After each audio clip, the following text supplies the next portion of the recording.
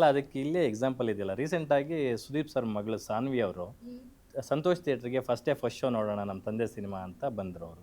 ಅಲ್ಲಿ ಒಂದಷ್ಟು ವೀಡಿಯೋಸ್ ಮಾಡಿ ಹಾಕಿದ್ರು, ಅದಕ್ಕೆ ಬಾಡಿ ಶೇಮಿಂಗ್ ಮಾಡೋಕ್ಕೆ ಶುರು ಮಾಡಿದ್ರು. ಒಬ್ಬ ದೊಡ್ಡ ಸ್ಟಾರ್ ಮಗಳನ್ನೇ ಬಿಡ್ತಿಲ್ಲ ಅಂತಂದಾಗ ಹೆಣ್ಮಕ್ಳು ಚೆನ್ನಾಗಿದ್ರೂ ಕಮೆಂಟ್ ಮಾಡ್ತಾರೆ, ಚೆನ್ನಾಗಿಲ್ಲ ಅಂದರೂ ಕಮೆಂಟ್ ಮಾಡ್ತಾರೆ, ಚೆನ್ನಾಗಿರೋರನ್ನ ಚೆನ್ನಾಗಿಲ್ಲ ಅಂತ ತೋರಿಸ್ಬಿಟ್ಟು ಕಮೆಂಟ್ ಮಾಡ್ತಾರೆ.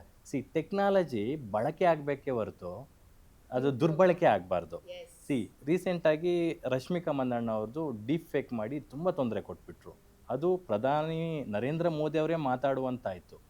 ಅದಾದಮೇಲೆ ರೀಸೆಂಟಾಗಿ ಶ್ರೀಲೀಲಾ ಅವರು ಕಮಿಷನರ್ಗೆ ಒಂದು ಕಂಪ್ಲೇಂಟ್ ಕೊಟ್ಟರು. AI ಫೋಟೋಸ್ ಮಾಡಿಬಿಟ್ಟು ಬಾತ್ ಟವಲಲ್ಲಿರೋದನ್ನು ಸೋಷಿಯಲ್ ಮೀಡಿಯಾಗೆ ಹರಿಬಿಟ್ಟಿದ್ರು. ನನಗೆ ಏನಾಗ್ತಿದೆ ಈ ಸೋಷಿಯಲ್ ಮೀಡ್ಯಾದಲ್ಲಿ ಅನ್ನೋದೇ ಗೊತ್ತಾಗ್ತಿಲ್ಲ. ಯಾಕೆ ಈ ಥರ ಟೆಕ್ನಾಲಜಿನ ಮಿಸ್ಯೂಸ್ ಮಾಡ್ತಾ ಇದ್ದೀರಾ, ನಿಮ್ಮ ಮನೆಗಳಲ್ಲಿ ಹೆಣ್ಮಕ್ಳಿಲ್ವಾ ಅಂತ ತುಂಬ ನೊಂದ್ಕೊಂಡು ಒಂದು ಪೋಸ್ಟ್ ಹಾಕಿದ್ರು. ಚೆನ್ನಾಗಿದ್ರೂ ಕಷ್ಟ, ಚೆನ್ನಾಗಿಲ್ಲ ಅಂದರೂ ಕಷ್ಟ, ಇನ್ನು ಹೇಗಿರಬೇಕು ಅಂತಕ್ಕಂಥದ್ದು ಒಂದು ಪ್ರಶ್ನೆ ಆಗುತ್ತೆ. ಆ್ಯಸ್ ಅನ್ ಆ್ಯಕ್ಟ್ರೆಸ್ ಆಗಿ ನೀವು ಏನು ಹೇಳ್ತೀರಾ ಅಂತ? ಅದನ್ನು ಎಂಕರೇಜ್ ಮಾಡಬಾರ್ದು ಅಂತ ಹೇಳ್ಬೋದು ಅಷ್ಟೇ ನಾನು. ಐ ಥಿಂಕ್ ಟೆಕ್ನಾಲಜಿ ಅಡ್ವಾನ್ಸ್ ಆಗ್ತಿದೆ ಅಂದಾಗ ಅದನ್ನು ಒಳ್ಳೆ ರೀತಿಗೆ ಒಳ್ಳೆ ವಿಚಾರಕ್ಕೆ ಯೂಸ್ ಮಾಡ್ಕೋಬೇಕು. ಈ ಥರ ಕೆಟ್ಟು ವಿಷಯಗಳಿಗೆ ಯೂಸ್ ಮಾಡ್ಕೊಳ್ಳೋರನ್ನ ಎಂಕರೇಜ್ ಮಾಡಬಾರ್ದು. This is my opinion. And ಮಾಧ್ಯಮದವ್ರಿಗೆ ನಾನು ನಿಮ್ಗೆಲ್ರಿಗೂ ಕೇಳ್ಕೊಳ್ಳೋದು ಒಂದೇ, ಅಂಥವ್ರನ್ನ ಎಂಕರೇಜ್ ಮಾಡಬೇಡಿ. ಆ್ಯಂಡ್ ನಾನು ಯೂಟ್ಯೂಬಲ್ಲೂ ನೋಡಿದ್ದೀನಲ್ಲ, ಅದನ್ನು ತುಂಬ ಹೈಲೈಟ್ ಮಾಡಿ, ಈ ದಪ್ಪ ಸಣ್ಣ ಯಾರು, ಐ ಆಮ್ ಹೆಲ್ದಿಯಾ, ನಾನು ತುಂಬ ಆರೋಗ್ಯವಾಗಿದ್ದೀನಿ, ನಾನು ದಪ್ಪ ಇದ್ದೀನೋ ಸಣ್ಣ ಇದ್ದೀನೋ, ಏನಕ್ಕೆ why do you have to body shame everyone? ತಪ್ಪದು, ಮಾಡಬಾರ್ದು.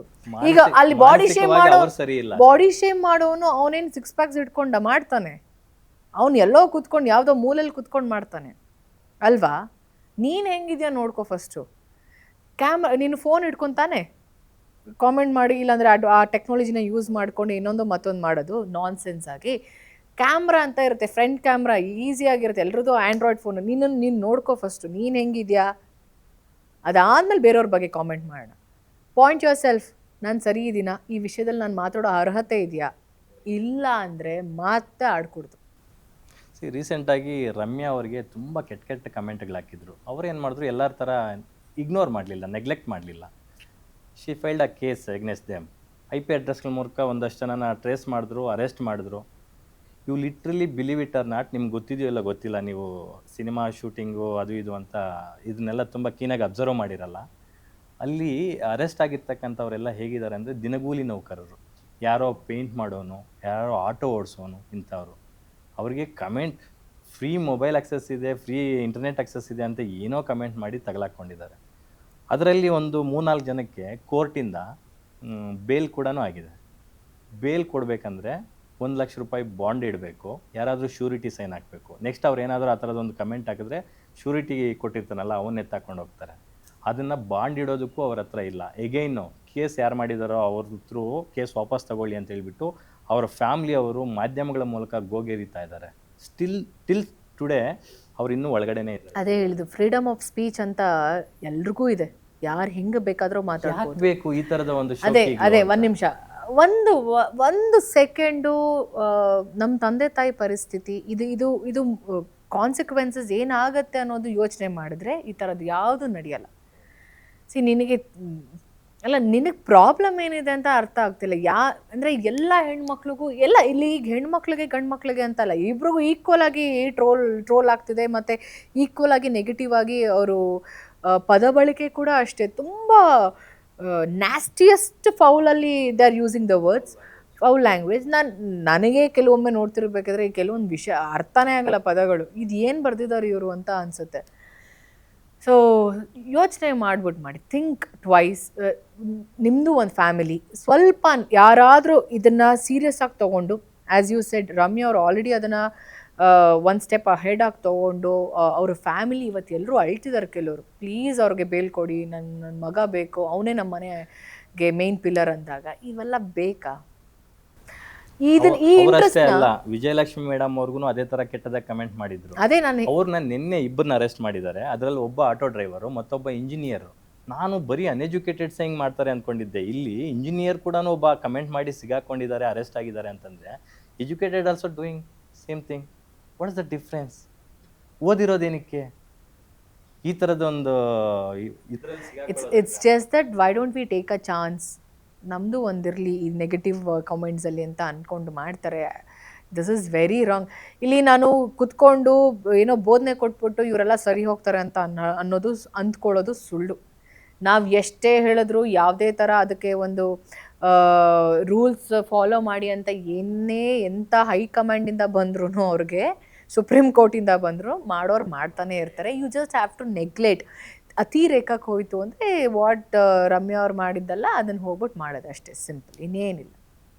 Super Rachchu. Ignorance is the this is how I take it. ಇದು ನನ್ನ ಪರ್ಸ್ನಲ್ ಒಪಿನಿಯನ್. ಹಾಂ, ವೆರಿ ಟ್ರೂ. ಯಾಕಂದರೆ ಎಲ್ಲವನ್ನು ನಾವು ಕತ್ತಿ ಮಚ್ಚು ತಗೊಂಡು ಇದು ಮಾಡ್ಕೊಂಡು ಹೋಗೋಕ್ಕಾಗಲ್ಲ. ಇಗ್ನೋರ್ ಮಾಡೋದಕ್ಕಿಂತ ಬೆಟರ್ ಇದು ಯಾವುದು. ರಾಜ್ಯದ ಮುಖ್ಯಮಂತ್ರಿಗಳು ಇಲ್ಲ ನಮ್ಮ ಪ್ರೈಮ್ ಮಿನಿಸ್ಟರ್, ನಮ್ಮ ದೇಶದ ನರೇಂದ್ರ ಮೋದಿ ಅವ್ರಿಗೆ ಪಾಪ ಬಿಡಲ್ಲ, ಮಾತಾಡ್ತಾನೆ ಟ್ರಾಲ್ ಮಾಡಿಸ್ತಾರೆ, ಮೀಮ್ಸ್ ಮಾಡ್ತಾರೆ, ಎಲ್ಲರೂ ಬಗ್ಗೆ ಮಾತಾಡ್ತಾರೆ. ಆ್ಯಂಡ್ ಅವರೆಲ್ಲ ಯಾಕೆ, why are they not bothered about this? Why they are so focused? ಕೆಲಸ ಮಾಡೋಣ, ಮಾತಾಡ್ತಿರ್ತಾರೆ, ಮಾತು ಮಾತು ಮಾತು. ಅವ್ರಿಗೆಲ್ಲ ನಾವು ಕಿವಿ ಕೊಟ್ಕೊಂಡು ಕೆಲವೊಂದು ಮಾತುಗಳು ನಾವು ಕೇಳಿಸ್ಕೋಬೇಕಾಗತ್ತೆ. ನೆಗೆಟಿವ್ ಕೂಡ ತೊಗೋಬೇಕು. ನಾನು ಹೇಳ್ದಂಗೆ this is absolutely my opinion. Negative ತೊಗೊಳ್ತೀನಿ ನಾನು, ಪಾಸಿಟಿವು ತೊಗೊಳ್ತೀನಿ. ಏನು ಚೇಂಜಸ್ ಮಾಡ್ಕೋಬೇಕು ಅದನ್ನು ಮಾಡ್ಕೋಬೋದು. ನೋಡಿ ಕಲ್ತ್ಕೊಳ್ಳಿ ರಚ್ಚು ಅವ್ರ ಮಾತುಗಳನ್ನ ಕೆಲವರಿಗೆ. ಎಸ್ ರಚ್ಚು, ರೀಸೆಂಟಾಗಿ ಡಿಸೆಂಬರಲ್ಲಿ ಕಳೆದ ತಿಂಗಳು ವರ್ಷನೂ ಮುಗ್ದೋಯ್ತು. ಲಾಸ್ಟ್ ಇಯರ್ 2025 ಕೊನೆ ವರ್ಷ, ಕೊನೆ ಮಂತಲ್ಲಿ ಕನ್ನಡದ 3 ದೊಡ್ಡ ಸಿನಿಮಾಗಳು ರಿಲೀಸ್ ಆಯಿತು. ಒಂದು ಡೆವಿಲ್, ಮತ್ತೊಂದು ಕಡೆ 45, ಮತ್ತೊಂದು ಕಡೆ ಮಾರ್ಕ್. 3 ಸಿನಿಮಾಗಳು. ರಚ್ಚು ಅವ್ರು ಯಾವ ಸಿನಿಮಾ ನೋಡಿದ್ರು ಫ್ರೀ ಮಾಡ್ಕೊಂಡು ಅಂತ? ಹಾಂ, ಡೆವಿಲ್ ನೋಡಿದೆ. ಫಸ್ಟ್ ಡೇ ಈವ್ನಿಂಗ್ ಶೋ ನೋಡಿದ್ದು ನಾವು ಅಲ್ವಾ? ಹಾಂ, ನೋಡಿದೆ.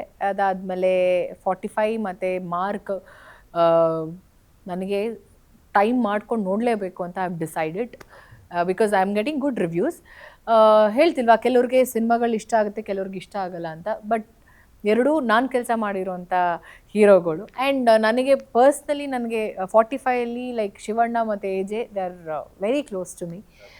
ಸೊ ಆಮೇಲೆ ಶಿವಣ್ಣ ತುಂಬ ತುಂಬ ತುಂಬ ಚೆನ್ನಾಗಿ ಪಾತ್ರ, ಅವರು ತುಂಬ ಚೆನ್ನಾಗಿ ಡಿಸೈನ್ ಆಗಿದೆ ಅಂತ ಕೇಳ್ಪಟ್ಟೆ. ಆಮೇಲೆ ಅದು ನಾನು ಟ್ರೈಲರಲ್ಲಿ ನೋಡಿದಾಗ ಲಾಸ್ಟಲ್ಲಿ ಅವ್ರದ್ದು ಲುಕ್ ಏನಿದೆ ಅಲ್ವಾ, ಓ ಮೈ ಗಾಡ್, ಓಹೋ ಹೋ, ಸೂಪರ್. ಅದು ನಂಗೆ ತುಂಬ ಇಷ್ಟ ಆಯಿತು. ಅದು ಲಿಟ್ರಲಿ ಎಲ್ಲರೂ ಚಪ್ಪಲಿ ಸೈಡಿಗೆ ಬಿಟ್ಟು ಹಿಂಗೆ ನೋಡ್ತಾ ಇದ್ಬಿಡ್ತಾರೆ ಶಿವಣ್ಣ. ಹೌದಾ? ನನಗೆ ಶಿವಣ್ಣ ಜೊತೆ ನಾನು ಶೋ ಮಾಡ್ತಿದ್ದೀನಲ್ಲ, ಡ್ಯಾನ್ಸ್ ಮಾಡಿದ್ದೆಲ್ಲ ನೋಡಿದೆ ನಾನು, ನೀವಿಬ್ರದ್ದು ತುಂಬ ಚೆನ್ನಾಗಿತ್ತು. ಎಷ್ಟು ಎನರ್ಜಿ ಗೊತ್ತಾ ಲಕ್ಷ್ಮಿ, ನನಗೆ ಎಷ್ಟು ಖುಷಿ ಗೊತ್ತಾ ಶಿವಣ್ಣನ ನೋಡ್ತಿದ್ರೆ. ಆಮೇಲೆ ಅಂದರೆ ಸ್ವಲ್ಪ ಹೆಲ್ತ್ ಇಶ್ಯೂಸ್ ಅವ್ರಿಗೆ ಒಂದು ಸ್ವಲ್ಪ ಹೆಚ್ಚು ಕಡಿಮೆ ಆಗಿ ಇವತ್ತು ಅವರು ಅಷ್ಟು ಚೆನ್ನಾಗಿ, ಟಚ್ ವುಡ್ ಅವ್ರಿಗೆ ಹಾಗೇ ಇರಲಿ.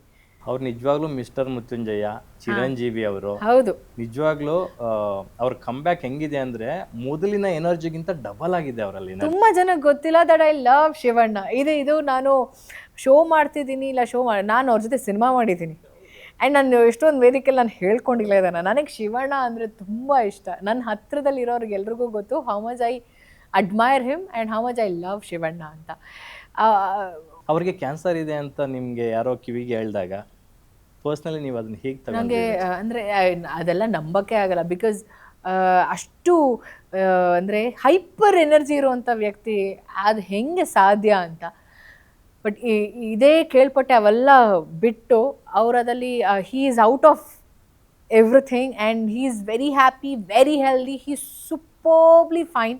ಆ್ಯಂಡ್ ನಾ ಹೇಳಲ್ವಾ, ನನ್ನ ಅರ್ಧ ಅಲ್ಲ, ಒಂದು 5 ವರ್ಷದ ಆಯ್ಸು ಅವ್ರಿಗೆ ಹೋಗಿ ಸೇರಲಿ ಅಂತ ಹೇಳಕ್ಕೆ ಇಷ್ಟಪಡ್ತೀನಿ. ನನಗೆ ಅಷ್ಟು ಇಷ್ಟ ಶಿವಣ್ಣ ಅಂದರೆ, ನಂಗೆ ತುಂಬ ಇಷ್ಟ ಶಿವಣ್ಣ ಅಂದರೆ, ಸಕ್ಕತ್ ಇಷ್ಟ ಶಿವಣ್ಣ ಅಂದರೆ.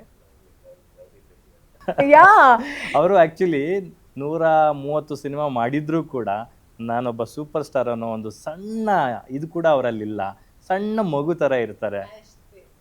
ಆ ಮುಗ್ಧತೆ ಎಲ್ಲರಿಗೂ ಇಷ್ಟ ಆಗುತ್ತೆ. ಹೌದು ಹೌದು. ಆಮೇಲೆ ಯಾವುದಕ್ಕೂ ತಲೆ ಕೆಡಿಸ್ಕೊಳ್ಳಲ್ಲ. ಅವ್ರ ಖುಷಿ, ಈ he always create the moment, ಆಮೇಲೆ ಎಂಜಾಯ್ ದ ಹ್ಯಾಪಿ ಮೂಮೆಂಟ್ಸ್. ಆಮೇಲೆ ಯಾರೋ ಏನೋ ಸೀರಿಯಸ್ ಆಗಿ ಮಾತಾಡ್ತಿದ್ದಾರೆ ಅದಕ್ಕೆಲ್ಲ ತಲೆ ಕೂಡ ಕೊಡಲ್ಲ. ಆಮೇಲೆ ಹಿ ಡಸಂಟ್ ಎಂಕರೇಜ್ ಗಾಸಿಪಿಂಗ್.